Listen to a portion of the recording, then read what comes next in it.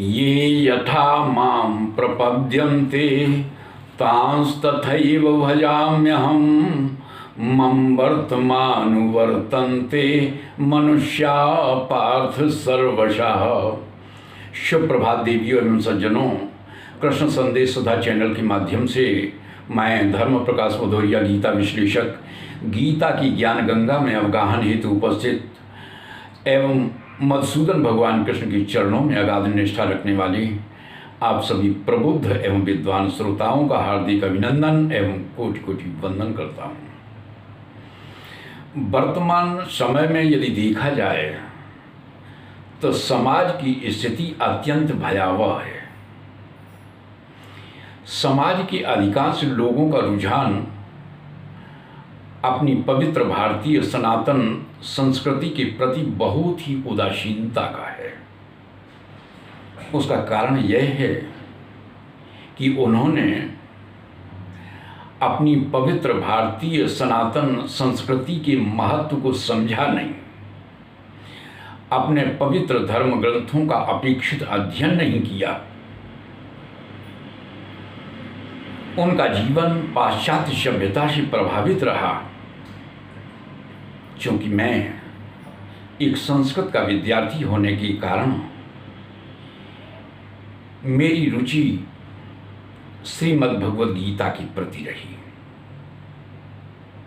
और हमने अब तक ये अनुभव किया है, यदि श्रीमद् भगवद गीता के माध्यम से जो जीवन जीने की शैली बताई गई है, जीवन जीने का जो तरीका बताया गया है, यदि मनुष्य उसे अपने व्यवहार में ले आए तो सब और उसका कल्याण ही है संभव है। तो हमने इस विषय पर विशेष मंथन किया और मन में ये भाव आया कि श्रीमद् भगवद गीता के गूढ़ रहस्यों को उद्घाटित करते हुए और उन्हें सामान्य बोलचाल की भाषा में समाज के लोगों के समक्ष वीडियो बनाकर प्रस्तुत किया जाए तो स्वाभाविक है लोगों में जागृति आएगी। और यह लक्ष्य पूरा तब हो सकता है जब आप लोगों का अपेक्षित सहयोग भी होगा। और सहयोग भी कोई विशेष नहीं, बस इतना कि आप हमारे वीडियोस को अच्छी तरह से देखते रहें। तो आओ मेरे प्रबुद्ध एवं विद्वान श्रोताओं, आज हम श्रीमद् भगवद गीता के 6वें अध्याय में प्रवेश करें। इस अध्याय के प्रारंभ में मधुसूदन भगवान कृष्ण ने अपने सखा अर्जुन को सन्यासी एवं योगी की वास्तविक स्थिति क्या है उसके संदर्भ में जानकारी दी है। तो पूर्व की तरह सबसे पहले इस श्लोक का श्रवण पान करेंगे, तत्पश्चात मेरे द्वारा किए जाने वाले विश्लेषण का आनंद लेंगे। तो सुनते हैं श्रीमद् भगवद गीता के 6वें अध्याय का प्रथम श्लोक। अनाश्रितः कर्म फलम कार्यम कर्म करोति यः स सन्यासी च योगी च न निरग्निर्न चाक्रियः। इस श्लोक के माध्यम से मधुसूदन भगवान कृष्ण अर्जुन को जो समझाने का प्रयास कर रहे हैं उसका जो आशय है वह यह है। मधुसूदन भगवान कृष्ण बता रहे हैं कि अर्जुन एक ऐसा साधक जिसने अग्नि का परित्याग नहीं किया है लेकिन वह सन्यासी है, उसने समस्त कर्मों को करने का स्वभाव नहीं बनाया, वह समस्त कर्मों को करता नहीं है लेकिन फिर भी वह योगी है। तो यहाँ पर इस तरह का प्रश्न उठना स्वाभाविक है कि जिस साधक ने अग्नि का परित्याग नहीं किया वह सन्यासी कैसे हो सकता है। जो कर्मों को नहीं करता वो योगी कैसे हो सकता है? तो यहाँ पर भगवान बताते हैं कि देखो अर्जुन, वह कर्म तो करता है, लेकिन वह कर्म दूसरी तरह से करता है। उसके कर्म करने की जो कला है वह यह है कि वह अनासक्त भाव से कर्म करता है। वह फलाश्रित नहीं है, वह फल के प्रति आसक्त नहीं है। हाँ, हमने यह बात अवश्य कही कि वह समस्त कर्मों को नहीं करता, तो फिर कौन सी कर्म करता? तो यहाँ पर विशेष रूप से आप इस श्लोक की ओर ध्यान देंगे।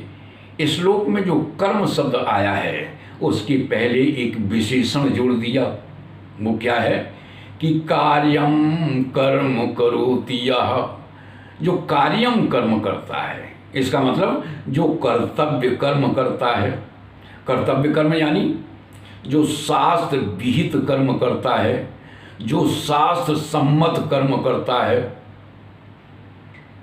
और दूसरी बात, फिर वो कर्म कौन से नहीं करता है? वह निषिद्ध कर्म नहीं करता, वह काम्य कर्म नहीं करता। यहाँ पर आप लोगों के समक्ष एक बात और हमें स्पष्ट कर दें कि वास्तविक कर्म क्या है।